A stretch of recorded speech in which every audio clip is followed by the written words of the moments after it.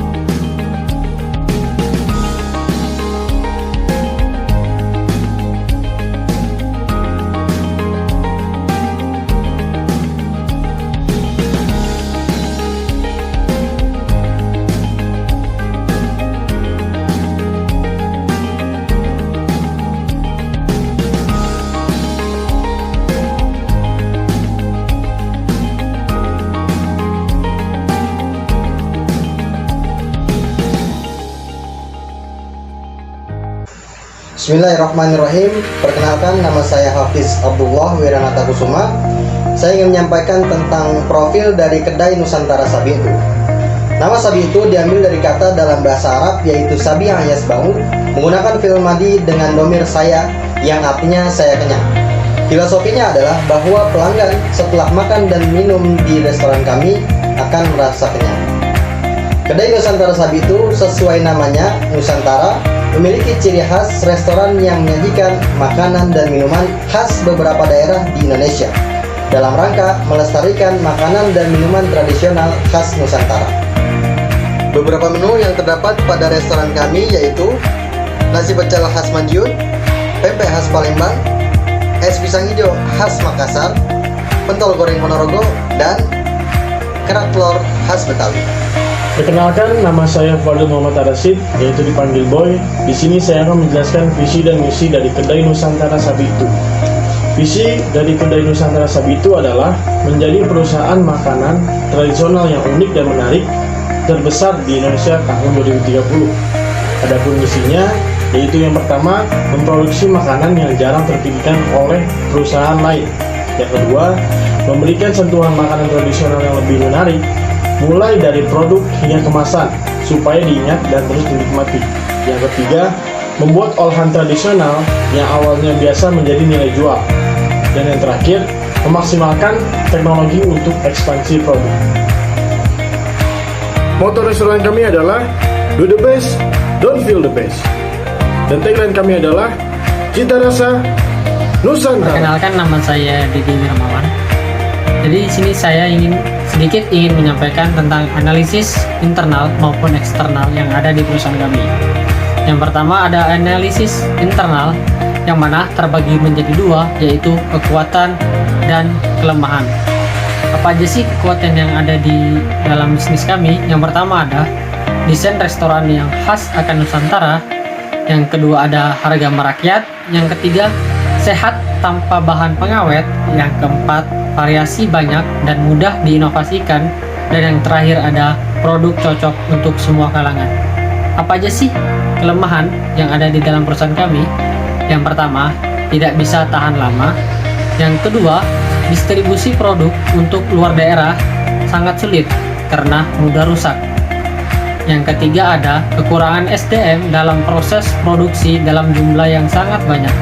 Yang keempat, sulit membangun brand image yang kuat. Dan yang terakhir adanya lamanya proses produksi dalam mempertahankan kualitas produk. Yang kedua, ada analisis eksternal, yang mana analisis eksternal ini terbagi menjadi dua, yaitu peluang dan ancaman. Apa aja sih peluang yang ada di dalam bisnis kami? Yang pertama ada dukungan pemerintah dengan penyelenggara acara pengenalan budaya sebagai karakter dan identitas daerah yang khas akan Nusantara. Yang kedua ada media sosial mudah untuk promosi. Yang ketiga, platform pemesanan dan daring memudahkan proses jual beli. Yang keempat, supplier bahan baku di sekitar sangat banyak. Dan yang terakhir, akses jalan mudah. Dan yang kedua, ancaman. Apa aja sih ancamannya? Yang pertama ada jumlah kompetitor atau pesaing yang banyak. Yang kedua ada PPKM yang berkelanjutan membuat sepi pelanggan. Yang ketiga ada pelanggan yang tidak sabar dalam menunggu dalam proses produksi akan pergi. Yang keempat, harga bahan baku yang fluktuatif. Dan yang terakhir, adanya pungutan liar atau pungli.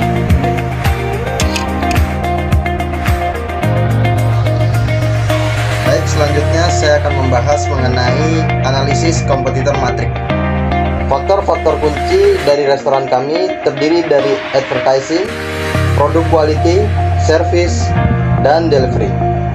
Dan kami mengambil dua kompetitor yang mirip dengan menu-menu kami, yaitu Restoran Masakan Nusantara dan Dapur Khas Nusantara Koida. Dari masing-masing poin, mulai dari advertising, produk quality, service, dan delivery, terdapat sedikit perbedaan antara restoran kami dengan dua kompetitor. Namun secara keseluruhan, restoran kami masih lebih unggul dibandingkan dengan dua kompetitor kami. Perkenalkan, nama saya Muhammad Rifki Rozikin, biasa dipanggil Rifki.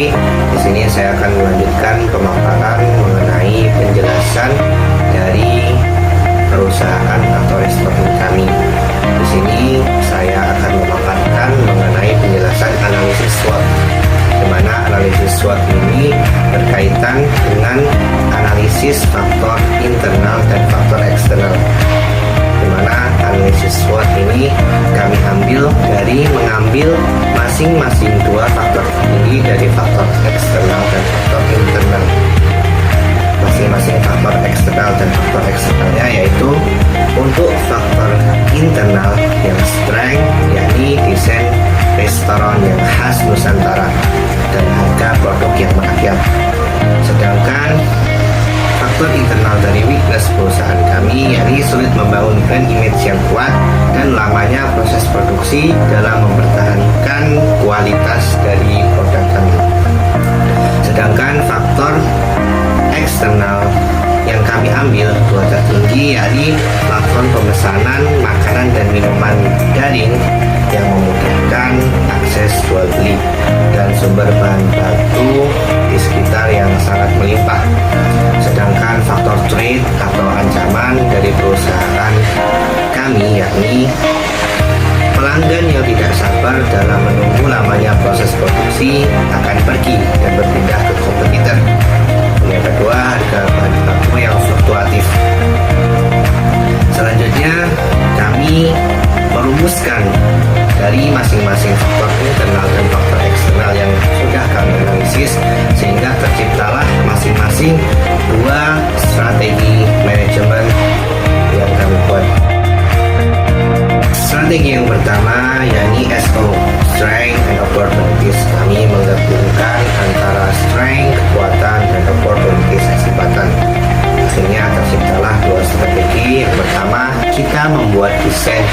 otentik, baik di outlet maupun di platform digital, untuk memudahkan dan menarik customer. Yang kedua, kita juga bekerja sama dengan beberapa supplier agar harga produk kita bisa stabil. Yang kedua, strategi WO, weakness and opportunities. Kita menggabungkan antara weakness, kelemahan kita, dan opportunities, kesempatan di sekitar, sehingga tercipta dua strategi juga. Yang pertama, kita membangun brand image yang kuat agar produk kita tertancap atau masuk di kepala masyarakat. Yang kedua, kita memperbaiki proses produksi untuk menghindari pembatalan pemesanan baik daring maupun luring. Yang ketiga adalah strategi ST.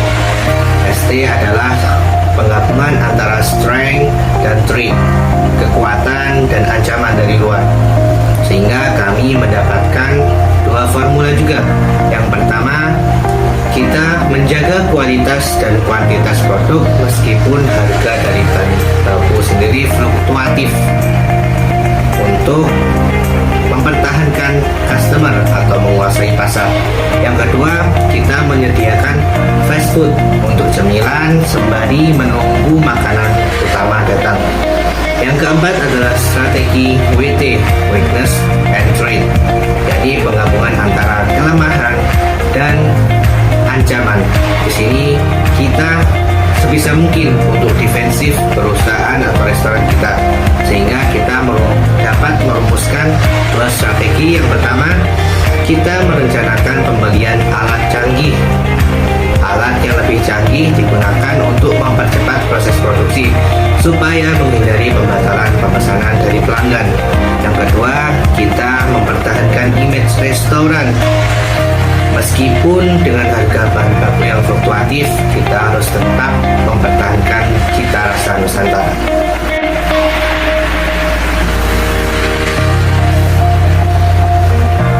Yang terakhir adalah strategi for our company, yakni strategi yang akan kita ambil. Berdasarkan dari analisis SWOT yang kita buat, kita menghasilkan 8 strategi dari masing-masing SO, WO, ST, dan WT. Akan tetapi semuanya tidak bisa kita terapkan secara bersamaan atau secara langsung semuanya ke restoran atau perusahaan kita. Hingga akhirnya setelah kita berdiskusi dan mempertimbangkan mana yang menjadi prioritas perusahaan kita, akhirnya kita memilih 4 strategi dari masing-masing SO, WO, ST, dan WT. Yang pertama, kami membangun brand image yang kuat agar produk kita bisa melekat di kepala atau di benak masyarakat. Yang kedua, kita juga membuat desain khas yang otentik baik di outlet maupun di platform pemesanan digital supaya memudahkan dan menarik customer. Dan yang ketiga, merencanakan pembelian alat yang canggih untuk mempercepat produksi sehingga kita menghindari adanya pembatalan dari customer yang mengakibatkan customer lari ke kompetitor. Dan yang terakhir, kami membuat strategi yakni dengan menjaga atau mempertahankan kualitas dan kuantitas produk meskipun harga dari bahan baku yang kami dapatkan fluktuatif, naik turun, sehingga dari strategi ini kita mampu mewujudkan atau bersaing dengan kompetitor-kompetitor kita di seluruh Indonesia, lebih-lebih sampai internasional.